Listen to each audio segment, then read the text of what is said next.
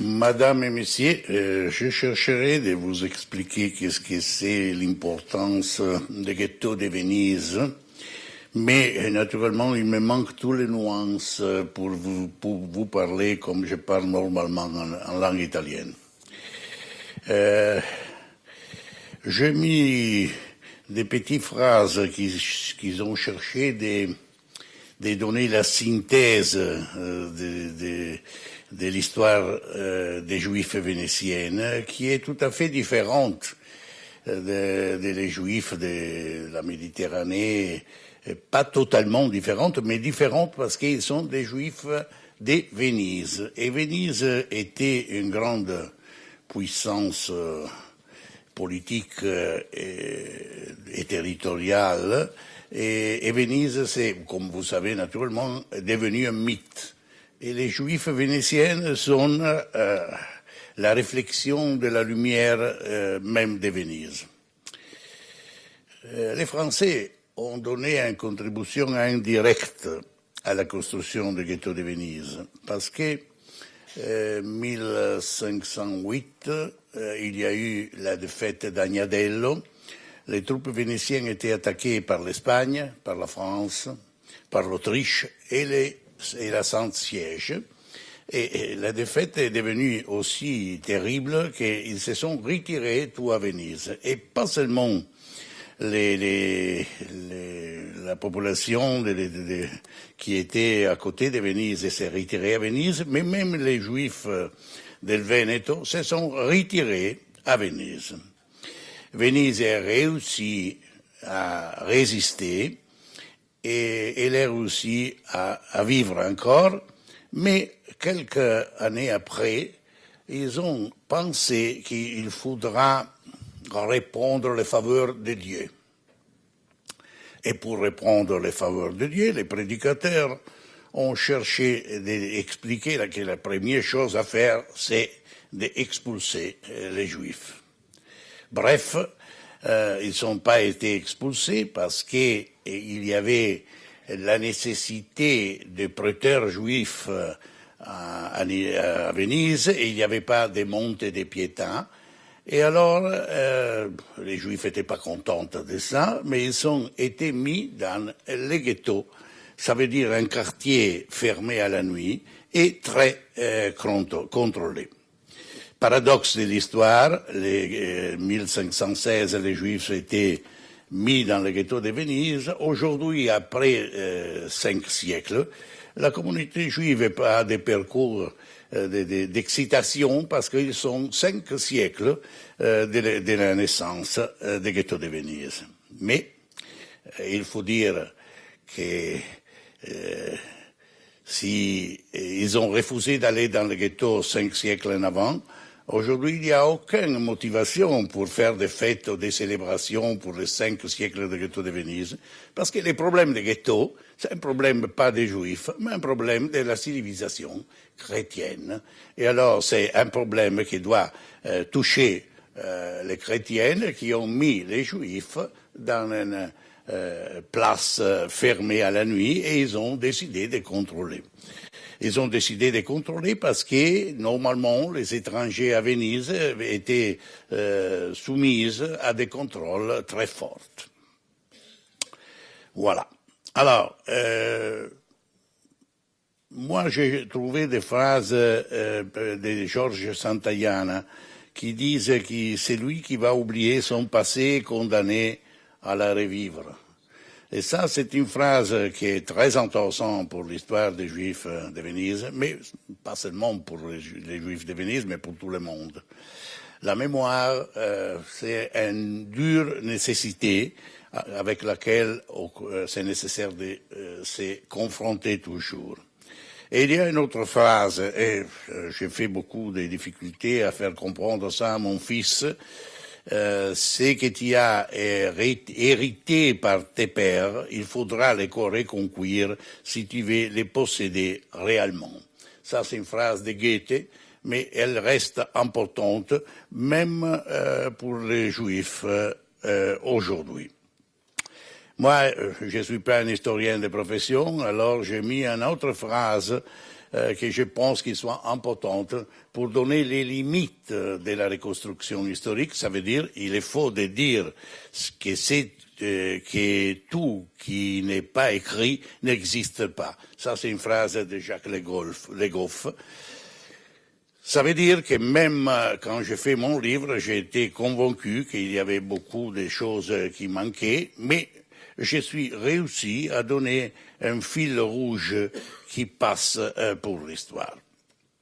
Les Juifs ont obtenu un cimetière 1386 et ils ont commencé à prêter de l'argent. Et ils ont obtenu des confessions, pas pour beaucoup de temps, pour quelques semaines, pour quelques mois. Mais la présence à Venise était sporadique, je voudrais dire. Mais comme je dis, à un certain moment, avec la crise de 1516, cette présence est devenue continue et ils ont commencé à faire des accords qui étaient renouvelés chaque 10 ans, 20 ans, des concessions. Mais quelle est la motivation pour laquelle les Juifs ont été acceptés par les Vénitiens? Les problèmes des prêtres, c'est au noyau de l'histoire des Juifs de Venise. L'Ancien Testament donne des ouvertures sur cette question. Il y a des débats entre les rabbins si les prêtres on peut faire ou non. Mais la législation canonique avait donné l'idée que quel intérêt en pourcent n'est pas acceptable. La législation canonique chrétienne a ses bases dans une phrase, une maxime aristolicienne. Pecunia pecuniam parere non potest. Ça veut dire que l'argent ne peut créer de l'argent, il est stérile, perpétuel. Et encore, Saint Luc, dans son évangile, mutuum date nihil inde sperantes. Ça veut dire vous pouvez donner de l'argent à quelqu'un, mais vous n'avez pas le droit d'exiger la restitution. Cette fermeture totale du monde de l'Église, l'interdiction totale contre de l'usure, a créé un personnage, pas seulement Shylock, mais un personnage double. Il y a la nécessité d'avoir les prêteurs qui sont devenus les prêteurs juifs. Et les prêteurs juifs ont gagné un vrai total monopole sur le commerce de l'argent.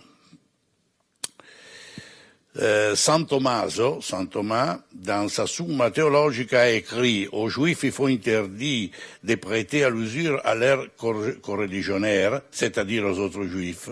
Une telle interdiction nous fait comprendre que le prêt d'usure est toujours une action blâmable, puisque nous devons traiter chacun comme notre prochain et notre frère, et spécialement dans le respect des évangiles auxquels nous sommes tous conviés. Et il était dépendant permis de prêter à intérêt à des étrangers, non comme si cela était juste, mais pour éviter un grand mal. Ça veut dire pour éviter qu'en raison de l'avarice à laquelle ils étaient inclines, selon Isaïe, ils ne prêtaient contre intérêt aux Juifs même, leurs coreligionnaires dans la foi indienne. Ça veut dire qu'à la fin, si ils acceptent les Juifs de prêter de l'argent à Venise, ils sont acceptés et ils restent à Venise. C'est un moment qui commence en 1516 et qui va terminer après 3 siècles avec la guerre que Napoléon va abattre la République de Venise. Les premiers qui arrivent sont des Juifs italiens et ashkénazes. Et ils arrivent et ils sont des prêteurs d'argent. Le deuxième groupe qui arrive, tout à fait différent, sont les juifs lévantins. Les juifs lévantins sont expulsés en 1492 par l'Espagne, ils sont allés au Levant et ils sont retournés à Venise. 1541, ils ont obtenu de rester à côté du ghetto de Venise par la République, qui vient à d'opérer et à doser leur spécificité des commerçantes. Comme vous savez, les marins ont créé un réseau dans toute la Méditerranée, un réseau proto-Internet, si vous voulez, avec la possibilité d'avoir des amitiés, des liaisons, des familles. Vous pouvez écrire une lettre et l'autre à Salonique ou à Smyrne ou des autres portes de la Méditerranée dont l'argent. En tout cas, la cause est très facile pour les Levantins qui sont pas seulement à Venise, mais à Ancona et dans beaucoup de places, à Ferrara. Ils ont une importance énorme, et le deuxième groupe, la nation levantina, arrive à moitié de 1500. Alors, il y a l'importance des Juifs, pas seulement pour prêter l'argent, mais même pour les commerces. Et les nobles qui avaient fait la fortune de Venise dans le siècle avant préfèrent aller à la campagne et la douceur de la campagne plutôt que s'émisurer avec le danger de la mer et des pirates, et il laisse que ce soit les Levantins à s'occuper des commerces vers l'Orient. 1500, c'est une période très difficile. Naturellement, il y a la contre-réforme, il y a d'énormes problèmes à l'intérieur de l'Église, il y a l'Inquisition qui vient à gagner une énorme force, et la situation des Juifs n'est pas une situation idyllique. Mais, à différence des autres pays dans lesquels il y a l'expulsion, les réadmissions, les Juifs restent là, et vivent une vie, on peut dire, normalement tranquille, avant tout dans le ghetto Nuovo, où il y a la nation tedesca, et le ghetto Vecchio, qui est destiné à la nation levantaine. Pourquoi ghetto Nuovo au premier établissement? Parce que le ghetto était probablement, il y a discussion sur l'origine du mot ghetto, une ancienne fonderie pour créer des canons pour la bataille. Et les quartiers étaient libérés, laissés à tous les Juifs, et le ghetto Vecchio, c'est une fonderie plus vieille. Il y a une autre spécialisation pour les Juifs vénitiennes. Ça veut dire qu'il y a beaucoup de médecins juifs dans la ville. Pourquoi les médecins juifs ont eu aussi l'hommage des autorités? Pour une question très facile. Les Juifs, je vais naturellement schématiser parce que j'ai seulement une heure pour vous expliquer 5 siècles d'histoire. Mais les médecins juifs s'occupaient de la santé du corps et pas de l'âme. Et les autres, ils étaient plutôt pris dans la théologie et pas de s'occuper vraiment de la santé du corps. Et il y a une autre question qui valorisait la fonction des médecins juifs, ça veut dire qu'ils avaient beaucoup de liaisons internationaux. Et alors, ils étaient à la page. Ils avaient la possibilité de donner des médicaments et arriver à la guérison plus facilement. Et l'autorité, même les papes, qui avaient le bon sens de choisir des médecins juifs pour s'occuper de son corps et de sa santé.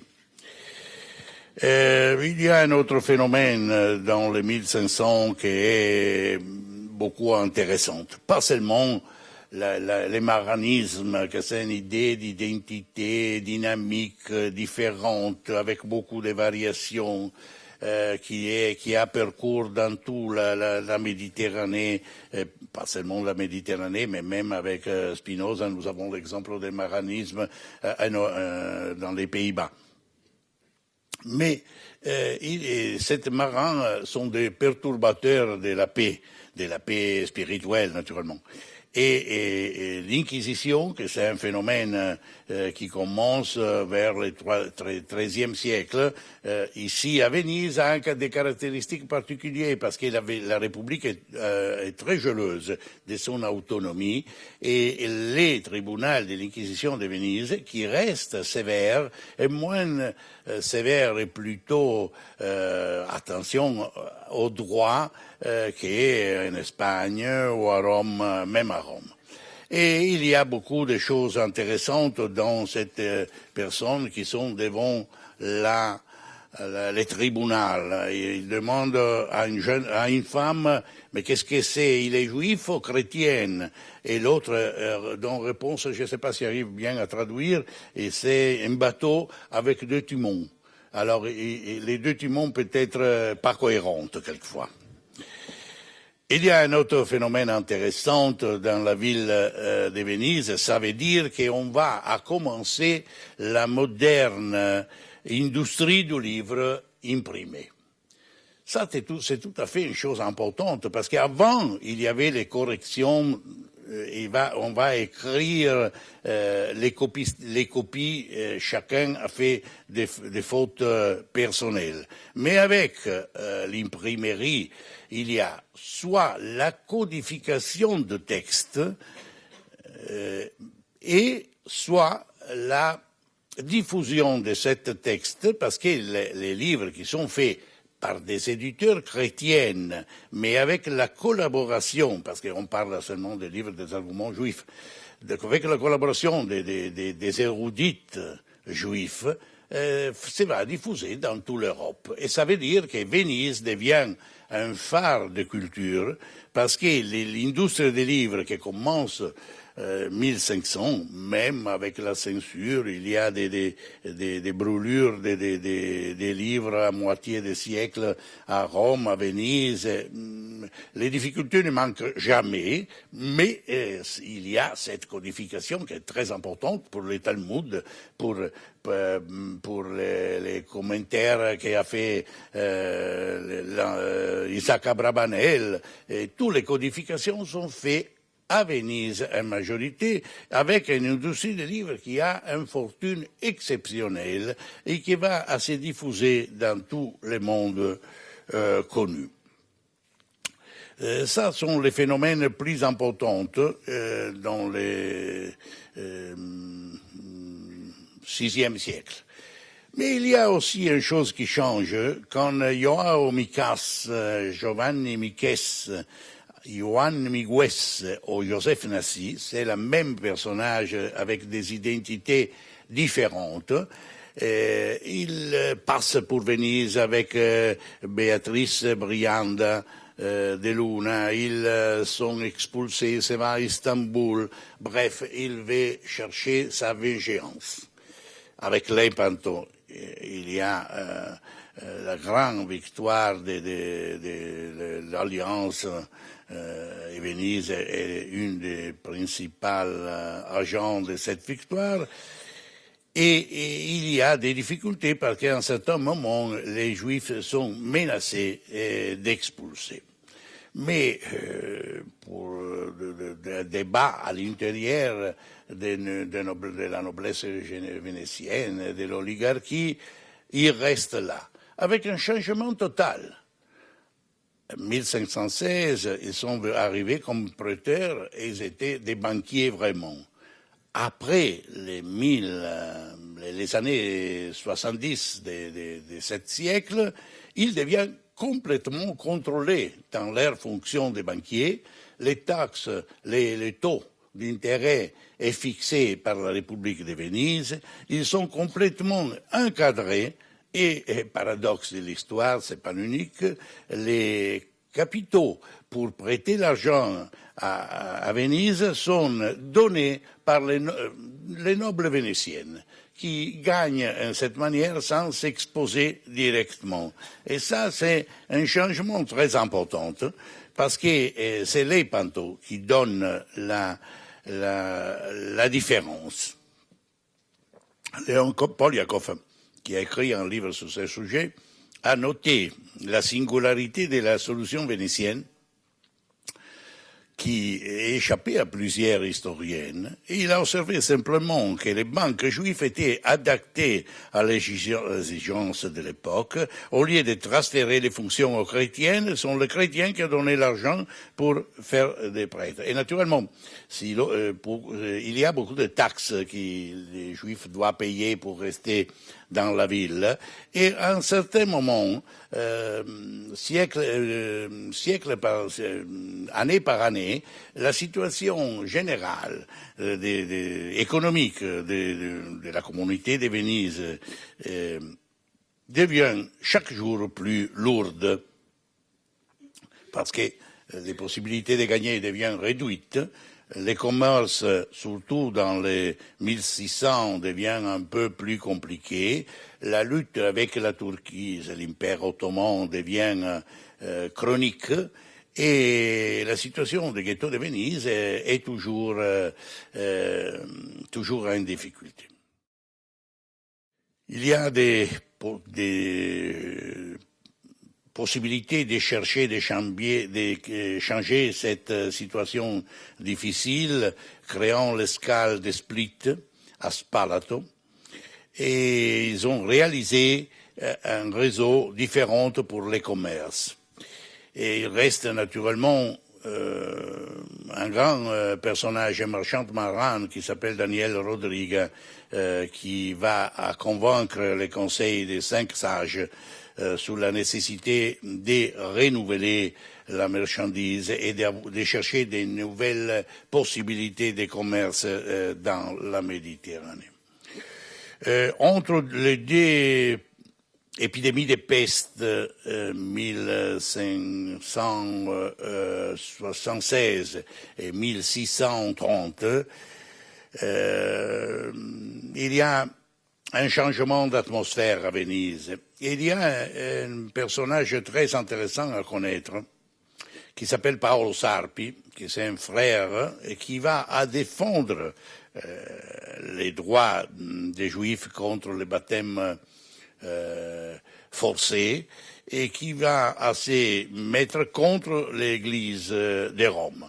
Naturellement, il vient on cherche de lui assassiner, il y a des aventures et des difficultés que, je dis, il me manque les nuances pour tout expliquer les aventures de cette situation qui est toujours un équilibre positif mais très précaire.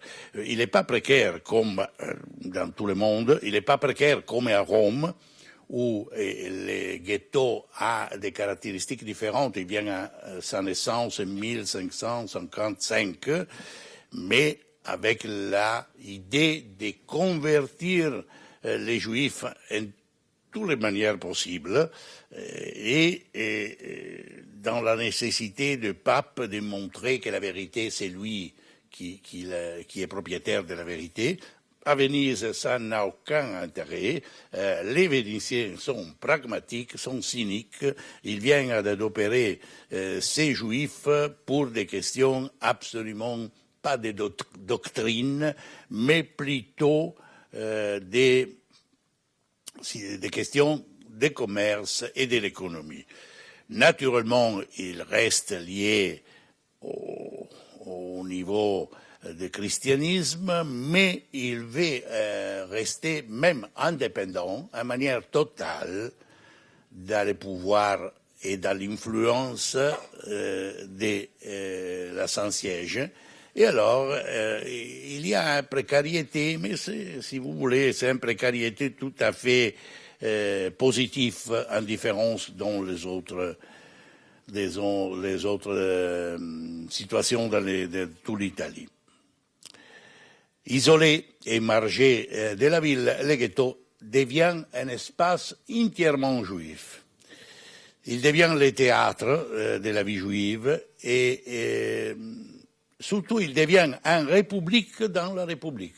Ça veut dire qu'à l'intérieur des ghettos, il y a pas seulement la possibilité des juifs d'une certaine marge d'autonomie, mais plutôt d'appliquer quelquefois les droits talmudiques, si vous voulez, et à l'intérieur d'une petite place de la République de Venise. Et c'est une autonomie que les Juifs viennent d'adopérer beaucoup.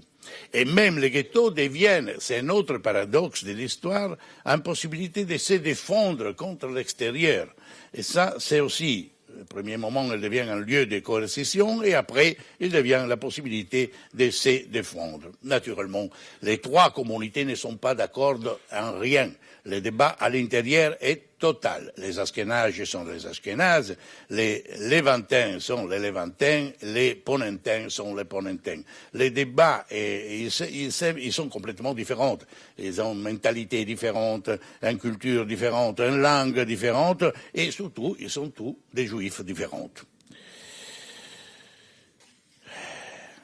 Alors,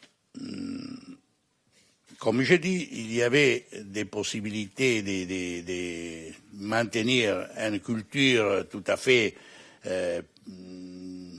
personnelle. Et il y avait 3 ou 4 personnes qui étaient de grands intérêts et qui avaient importance, même dans la ville de Venise. Il y avait un Simone Luzzatto, Leone da Modena, Sara Copio Sullam, figures très populaires dans le ghetto du XVIIe siècle et qui ont laissé beaucoup d'écrits et qui ont montré pas seulement l'importance de la culture juive qui était liée à l'industrie du livre, qui a attiré beaucoup de savantes, beaucoup de personnages intéressants qui voulaient s'occuper de cette question et de ce commerce, mais plutôt ils ont montré la profondeur de l'influence réciproque entre le monde chrétien et le monde juif. Et il y a des pages qui sont très intéressantes. Il y a naturellement des moments de messianisme exagérés. Il y a, comme vous savez, beaucoup de compagnies et d'institutions parallèles à l'institution officielle de la nation todesca, de la nation levantina, de la nation polentina, qui faisait l'université des Juifs. Ça, c'est le nom des consistors d'une fois.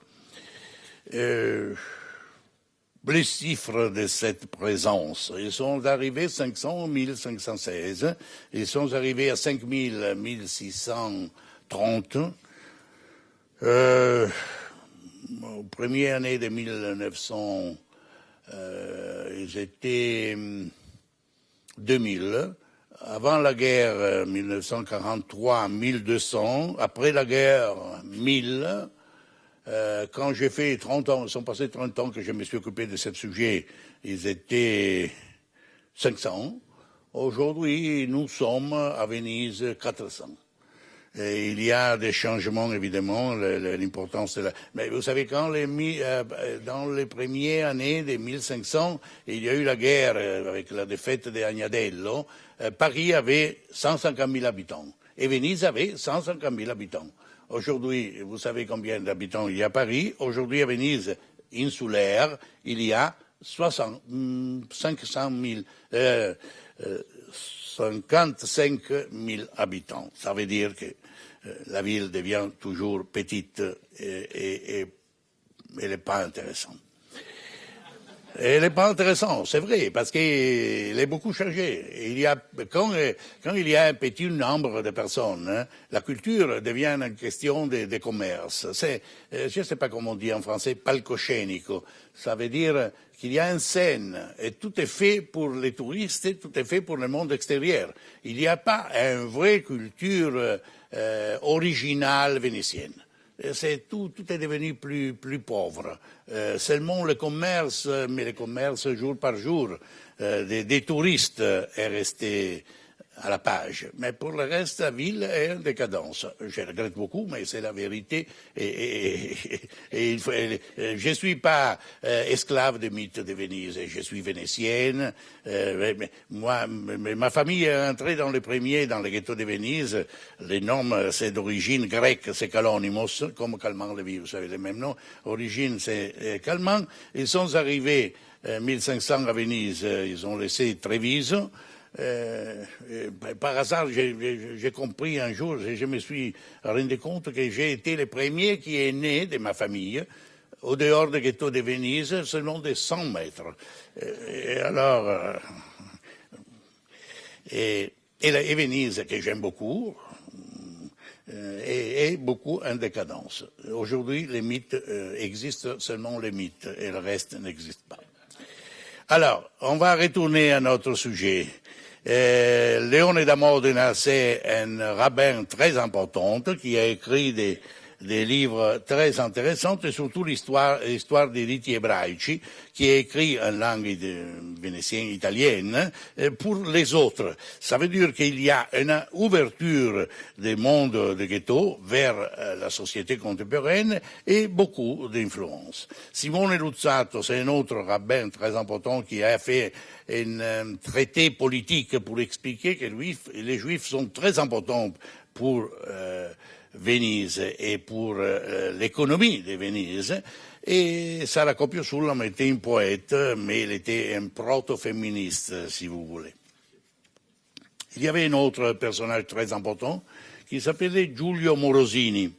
En vérité, son nom n'est pas Giulio Morosini, il s'appelait Samuel Nachmias, et il a fait la vie de la foi, dans laquelle, en 1000 pages, il cherche à démontrer la supériorité de la foi chrétienne aux confrontations de la foi hébraïque.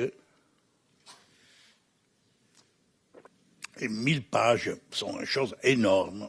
Et je suis réussi à regarder les livres. Moi, j'ai eu les diapositives de toutes les pages et je les ai étudiés. Mais après, j'ai trouvé les livres originaux. C'est incroyable la capacité de cet homme de chercher d'expliquer la supériorité de la foi chrétienne. Et quand il va à écrire quelques pages sur les fêtes juives, il a la sensation qu'il a beaucoup de nostalgie. Et c'est très intéressant, cette dichotomie importante entre dans la même âme de quelqu'un qui est devenu cardinal à un certain moment. Alors nous sommes arrivés à 1700. Dans les 1700, la situation financière de la communauté est au désastre. Parce que les taxes qui ont été mises, les premiers 1500, qui sont le changement des fonctions des banques de prêteurs après l'Epanto, ont créé un déficit terrible. Cet déficit est payé par les financiers, comme aujourd'hui dans les États modernes, par quelqu'un qui a beaucoup d'argent, ça veut dire les nobles vénitiens, qui sont chaque jour préoccupés et ils sont remboursés seulement qu'on va mettre dans un sachet les noms et il va à trouver quelques noms à rembourser et les autres après. Et ça, c'est une chose terrible pour les nobles qui souffrent beaucoup parce que ce sont les nobles, les familles nobles qui ont plus beaucoup d'argent, qui ont donné l'argent à Juifs. Et paradoxe encore, pour rester à Venise, il faut payer beaucoup de taxes. En ce moment que la communauté est en déficit, les Juifs ne peuvent pas émigrer comme ils voudraient aller plusieurs fois à Trieste ou à Florence, parce que chacun a un déficit personnel qu'il doit payer. Ça veut dire que quelquefois, c'est mieux donner de l'argent à quelqu'un, ça devient la protection plus efficace que non être riche et payer des taxes. Ça, c'est une question sur laquelle vous pouvez réfléchir et la communauté de Venise, pour les 1700, est restée complètement protégée par ses dettes et pas pour sa force. naturellement, quand il y a situation de crise, tout le monde devient conservateur et va chercher de s'occuper de soi-même. Et même à Venise, la crise des commerces, parce que tout le monde s'est évolué, il y a eu le 1400... la découverte de la mer. Tout le Méditerranée n'est pas le Méditerranée des siècles avant. La puissance de Venise, qui était la capacité d'être régulateur entre le monde oriental et le monde d'Occident, est diminuée. Et la crise devient fatale. Dans les 1777, les Sénats cherchent d'être très durs et ils donnent des conditions de survivre pour les Juifs encore plus difficiles. Mais il arrive la générosité des armées françaises napoléoniennes. Il y a la République, la chute de la République en 1797. Et naturellement, sur la générosité des armées napoléoniennes, vous pouvez avoir des idées peut-être différentes. Elle arrive, la liberté pour les Juifs. Mais comme d'habitude, quand il y a une condition de changement très forte, il arrive des problèmes encore plus intéressants. 1800, c'est le moment de l'émancipation, quand il y a les Juifs les prêteurs sont disparus, les commerces est même en crise, et la République sérénissime, c'est un souvenir du passé. Et il y a un certain moment la révolution contre les Autrichiens qui ont substitué les Français. Il reste l'idée de l'homicide rituel de sang. Les légendes sont dures à mourir.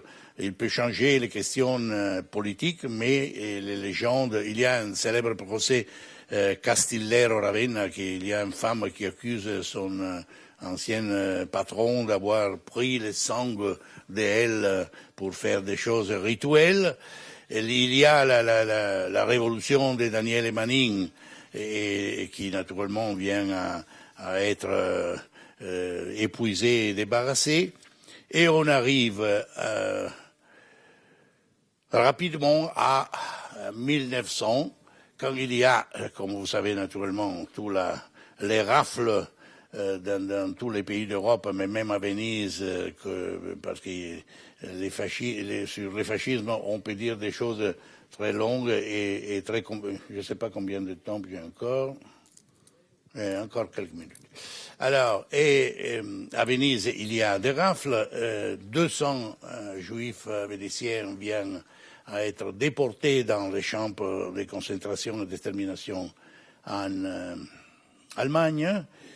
Et seulement quelqu'un, 2 ou 3 ou 5 peut-être, mais ils sont retournés. Et ça commence à une autre vie. Mais pour les Juifs italiens, le fascisme, auquel beaucoup de la communauté a collaboré, parce que pour être patriote, il faut être plus patriote que les autres, comme les Juifs alsaciens sont plus patriotes que les Alsaciennes, parce que pour les Juifs, il faut être toujours plus de quelque chose.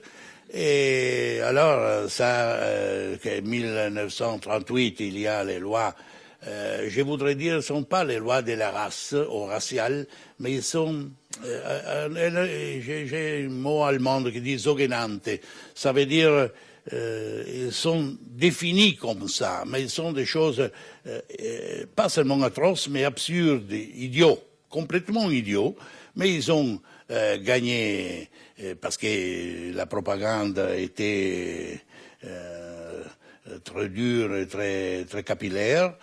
Et naturellement, vous savez que c'est plus facile de dépenser on dit en italien veleno, je ne sais pas le nom exact en français.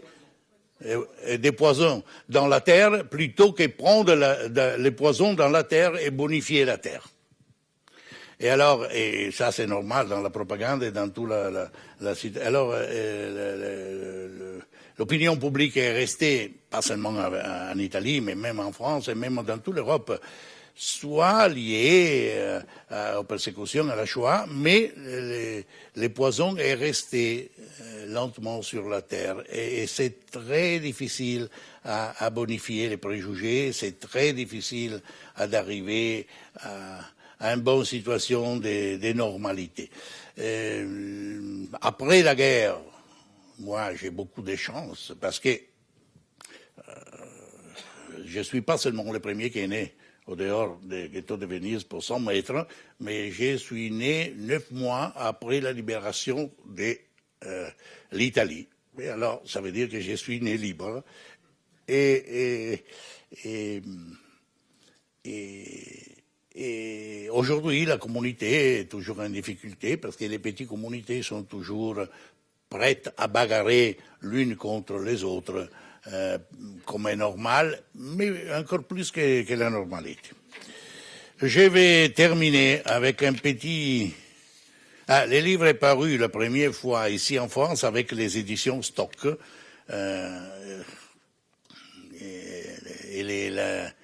Mon éditeur était Marie-Pierre B. Et après 30 ans d'amitié, et nous sommes encore ici. Je vais terminer avec une scène que j'ai eue dans une boutique de chaussures à New York, pour vous donner la problématicité de la condition juive. Alors, un jour, moi et ma femme nous sommes entrés acheter un paire de souliers à notre fils David, de 10 ans. Les chaussures essayées étaient refusées et sont devenues une petite montagne.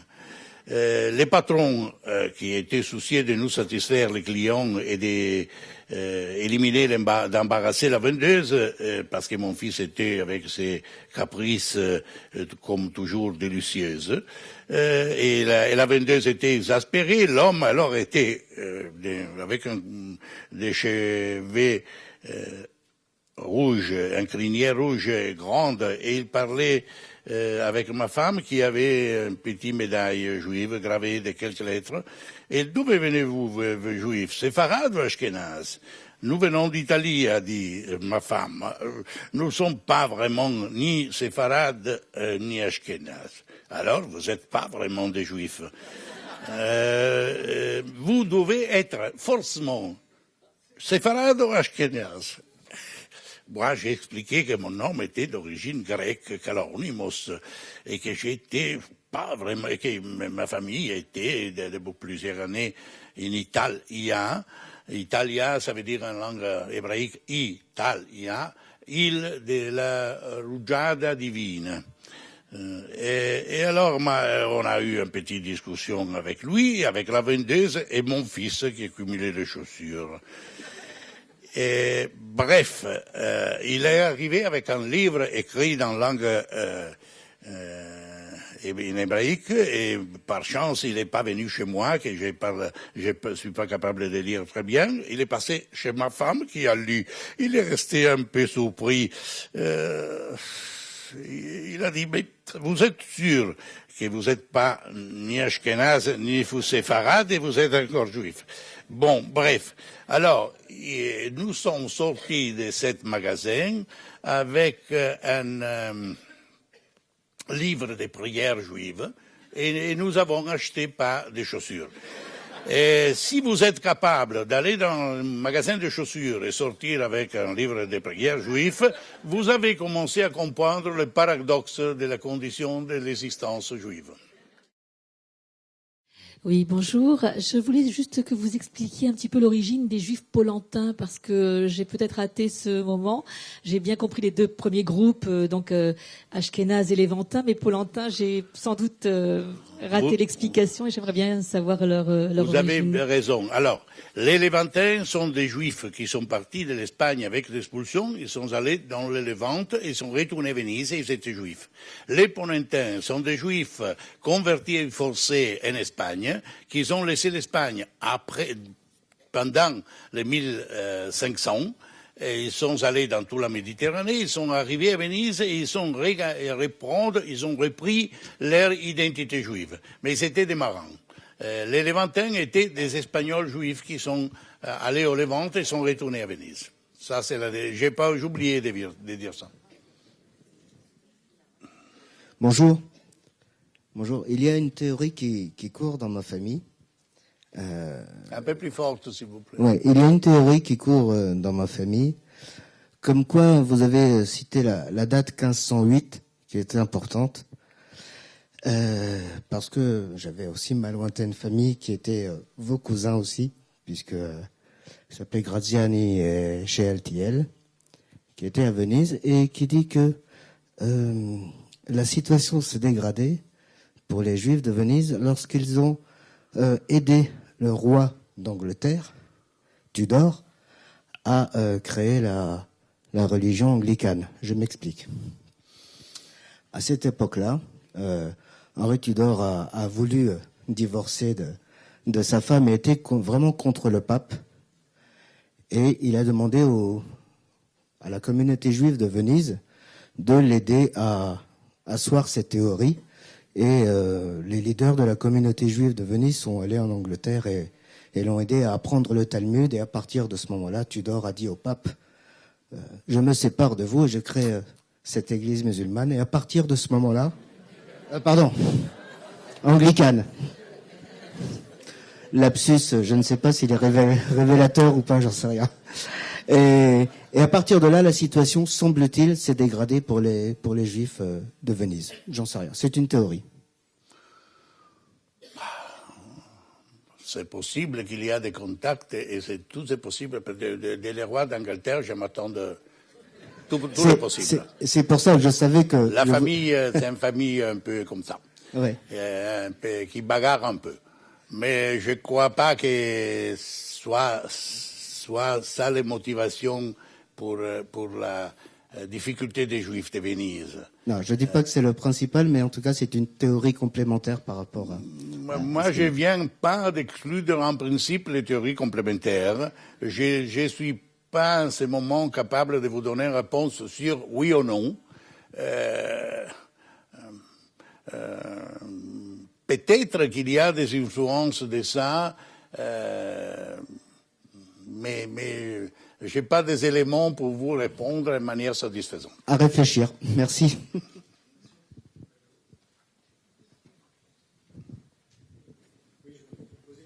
Mais c'est lui qui a le microphone. Merci. Bonjour.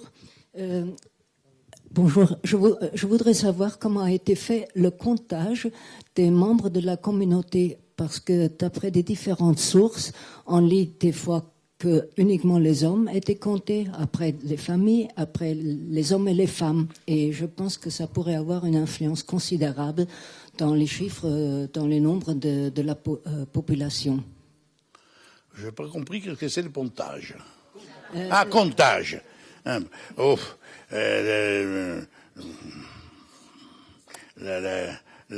religion juive est très ouverte aux femmes, mais pour le moment, ce sont les hommes qui vont être un rôle principal. Je pense que dans les ghettos de Venise, c'est comme ça. Les femmes sont arrivées beaucoup plus tard. Le féminisme n'est pas encore né.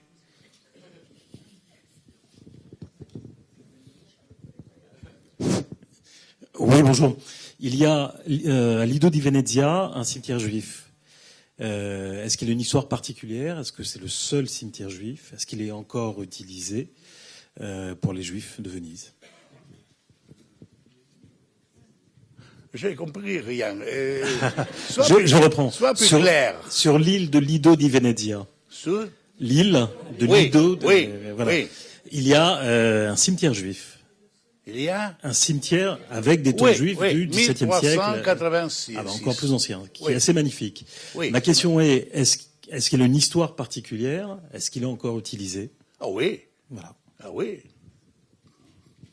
Une histoire particulière. Un jour, la mère de ma femme m'a dit, il y a une occasion exceptionnelle. Tu peux prénoter ta place. Et j'ai répondu, j'ai pas besoin. Mais en tout cas, je sais que je serai là.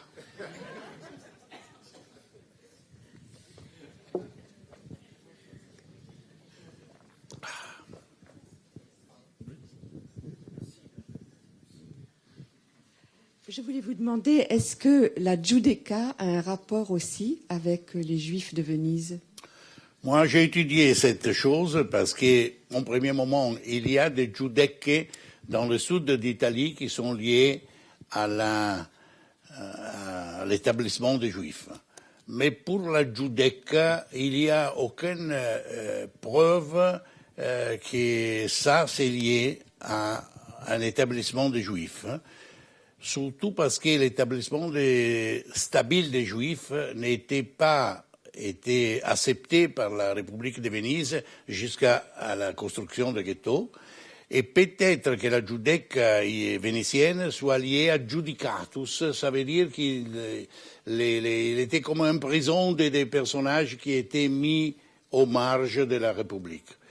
Il y a eu un débat, dans mon livre j'ai mis plusieurs extrêmes de ce débat, mais je crois que pour la Giudecca vénitienne, il n'y a pas une liaison avec les Juifs. Je vous prie, lorsqu'il y a eu la rafle des Juifs à Venise, elle a été faite par les Italiens fascistes ou par les Allemands? Vous savez, c'est évident que les Allemands sont les inspirateurs, mais comme dans toute l'Europe, même en France, la collaboration française, italienne était très efficace, parce que si les Allemands étaient seuls, ils ne seraient pas capables d'arriver à prendre et faire tous les pillages des hommes et des biens.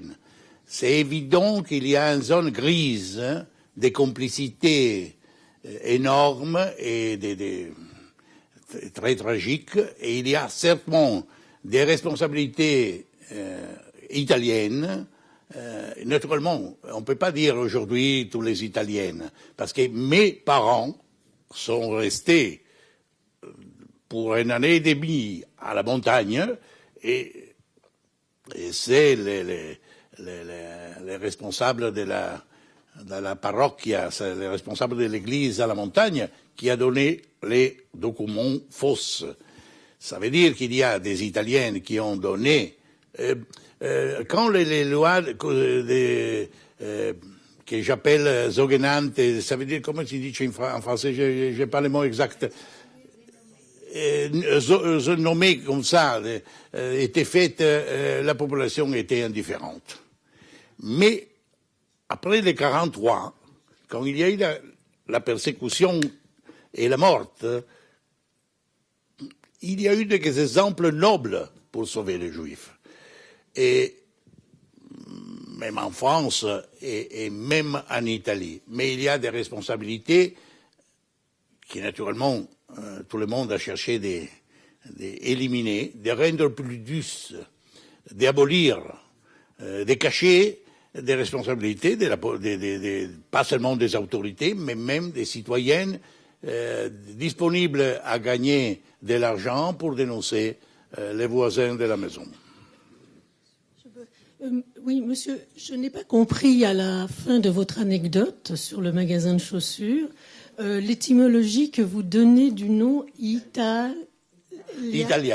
Alors, en langue hébraïque, Italia, ça veut dire il, rugiada, rosée divine. Mais c'est une étymologie entre légende et réalité. C'est peut-être que ce soit seulement une casualité, mais je ne sais pas. Mais c'est très poétique en tout cas. Après. Oui, vous nous avez dit que les chrétiens n'avaient pas le droit donc faire le commerce de l'argent. Vous l'avez bien. Je voulais savoir, les banquiers lombards, qui étaient-ils alors? Alors, il y avait à un certain moment les banquiers lombards, mais l'Église était contre cette chose et ils ont éliminé lentement les usuriers chrétiens. Je voulais vous demander, vous avez parlé de la République de Daniel Manin.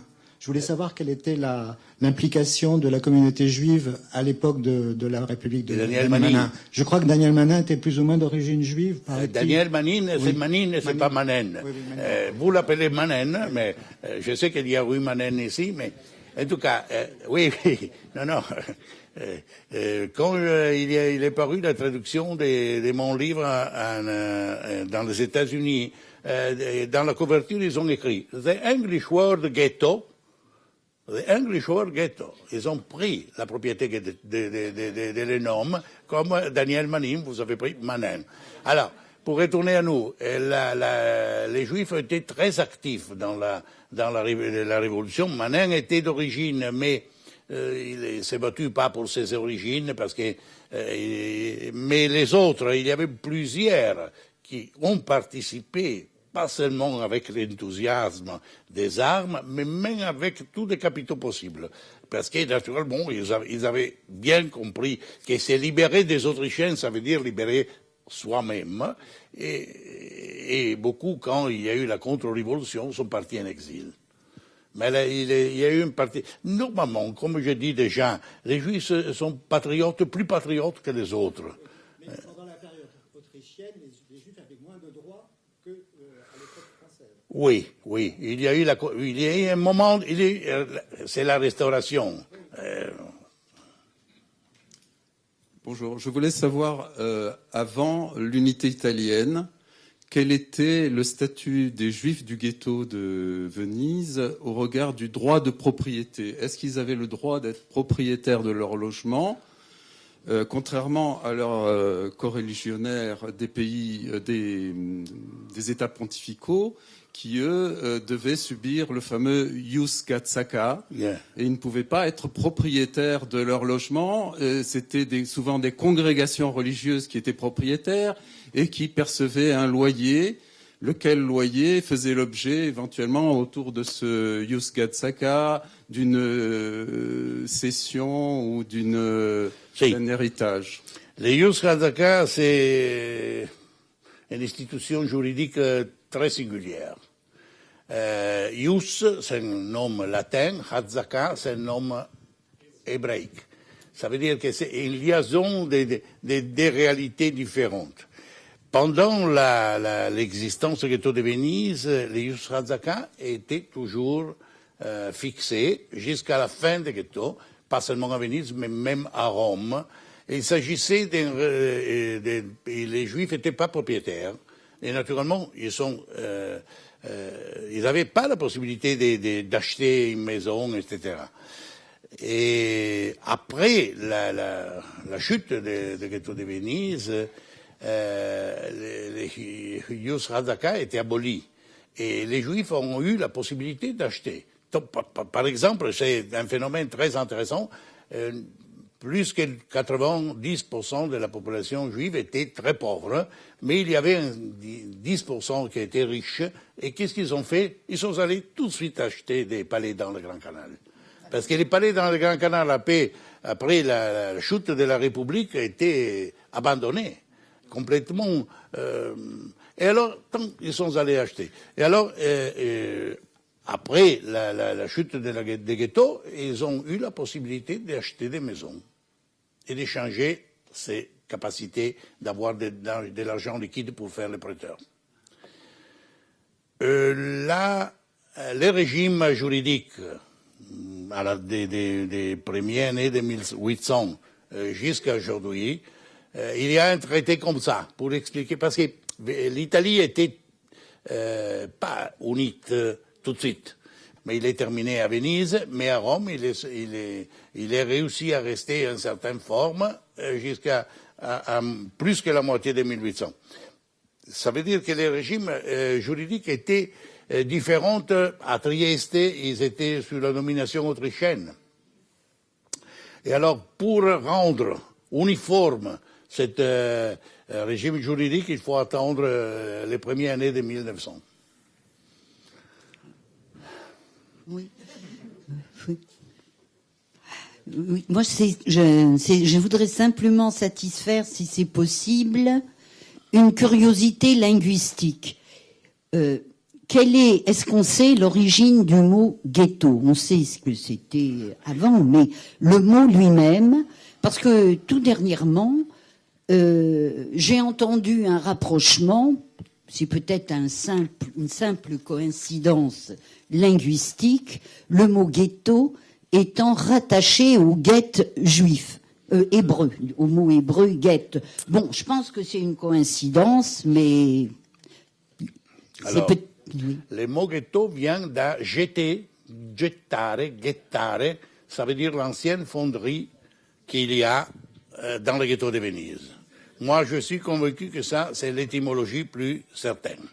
Naturellement, il y a de l'assonance avec get qui est divorce, mais il faut dire que les Juifs adopéraient pas, ils adopéraient un autre mot pour expliquer les ghettos. Ça veut dire chasser, ou chatzer, ça veut dire recinto, une chose fermée. Et ils n'ont jamais adopéré le mot get comme divorce. Ça peut être une chose qui est arrivée après. Et dans mon livre, j'ai expliqué toutes les possibilités, mais je suis arrivé. La conclusion, c'est que l'ancienne fonderie, ça veut dire gettare, gettare, c'est le premier ghetto. Parce que dans les documents anciens, avant la construction du ghetto de Venise, il est écrit getto, ghetto, dans des documents vénitiens. Alors c'est très clair. Naturellement, les assonances sont possibles et en langue allemande, il est écrit geechte Orte, ça veut dire un petit place fermée. Mais je suis convaincu que l'origine du ghetto, c'est pas un ancien, c'est pas un English word, mais c'est un Venetian word.